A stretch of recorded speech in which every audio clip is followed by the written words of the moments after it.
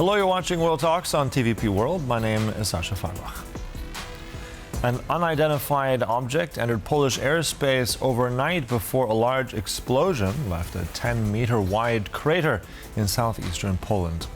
This comes as Russia launched another massive missile and drone assault on Ukraine that killed at least 13 people. The escalation comes just hours after President Volodymyr Zelenskyy's return from Washington, where he held discussions on Patriot missile production and deeper defense cooperation with the United States. Joining us now is Yevheniia Kravchuk, Deputy Chair of the Ukrainian Committee on Humanitarian and Information Policy. Good to have you back with us. Welcome. Thank you for having me. I want to start with the latest we're just hearing from Poland at the moment. I've just mentioned this crater.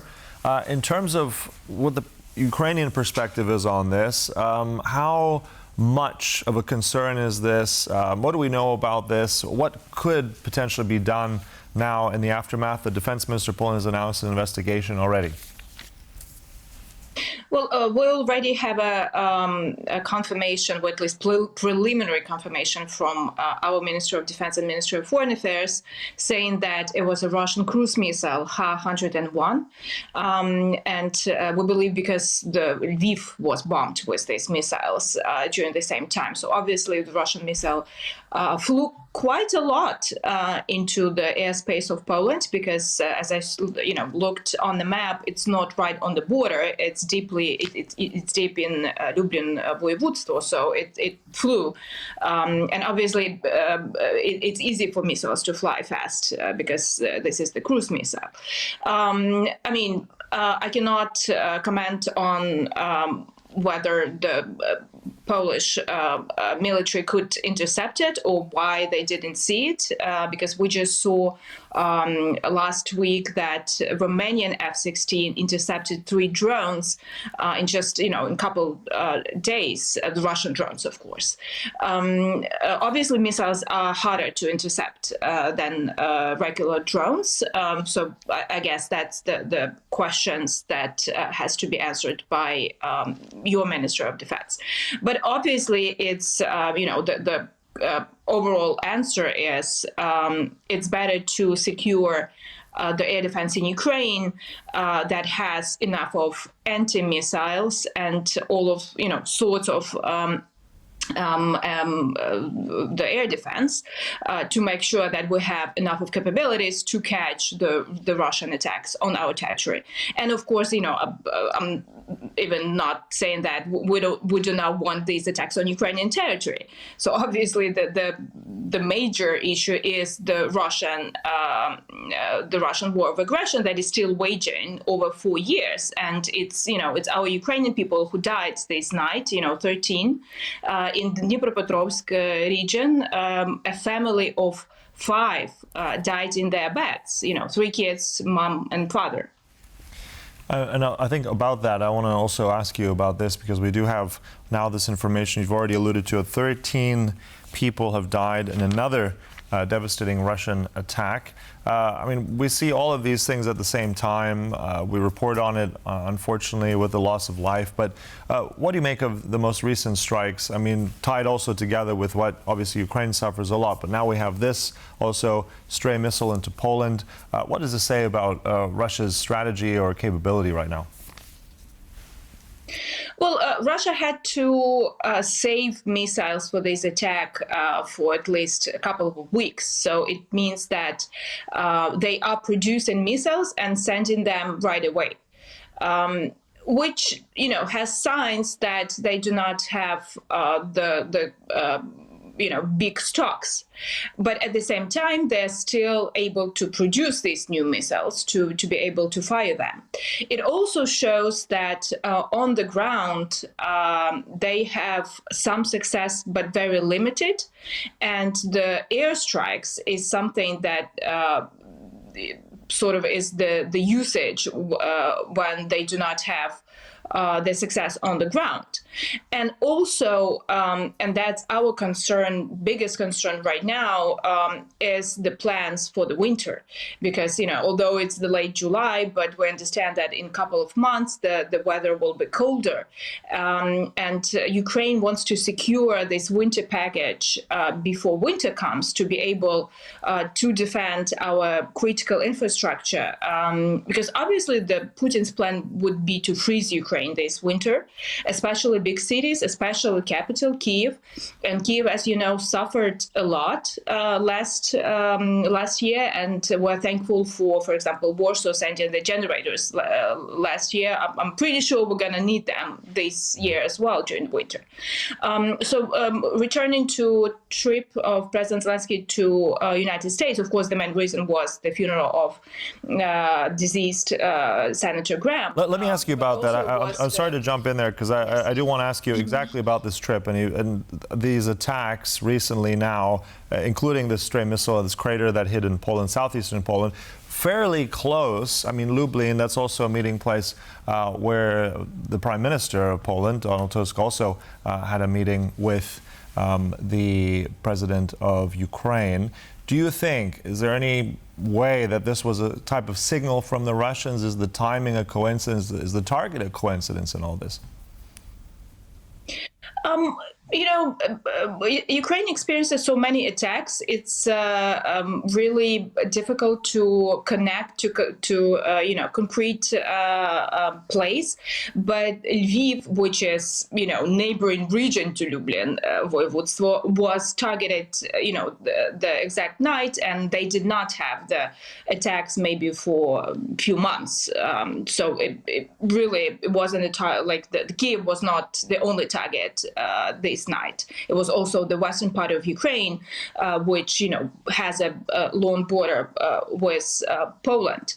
Obviously, the overall strategy is to make all the partners be afraid of Russia, of Putin, of Kremlin. That's their strategy for not just since 2022, but for always. That Russia cannot be defeated or Russia cannot be targeted. And look, Ukrainians are not afraid to target the deep strikes into Russian territory. And we see these thousands and thousands of videos that Russians post online that, they want the war to be stopped. They are just ordinary people.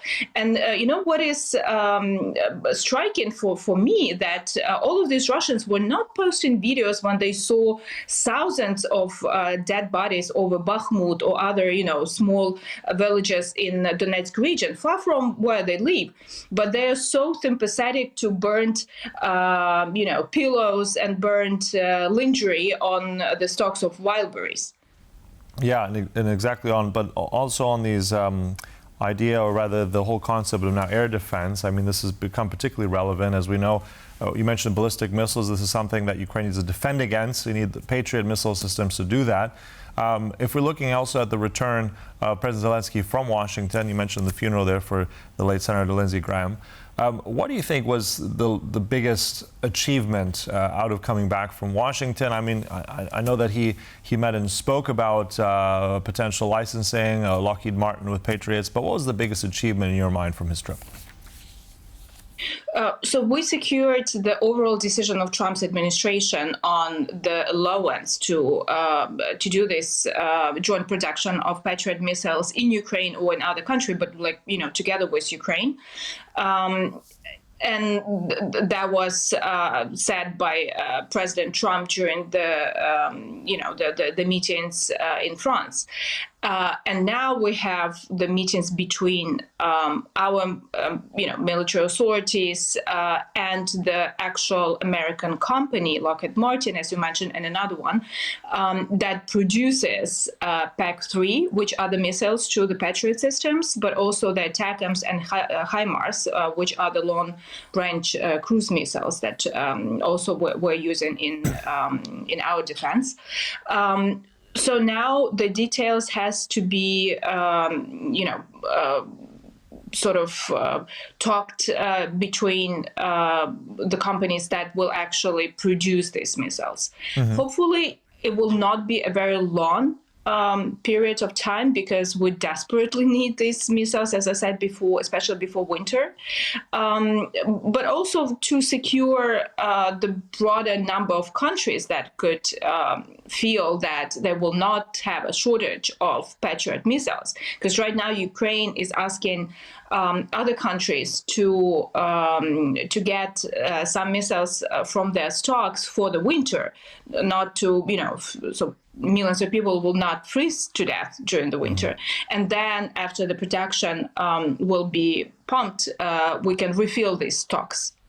One quick one. I do want to ask you because, anti-ballistic defense is a top priority. That's what President Zelenskyy said after actually a meeting with Donald Tusk. Just give us your insight and what you think about these two leaders coming together in Lublin and also in eastern Poland. Just briefly. Well, I was really happy to see them meeting. I'm part of friendship group between Ukrainian Parliament and Polish Parliament, Polish Sejm.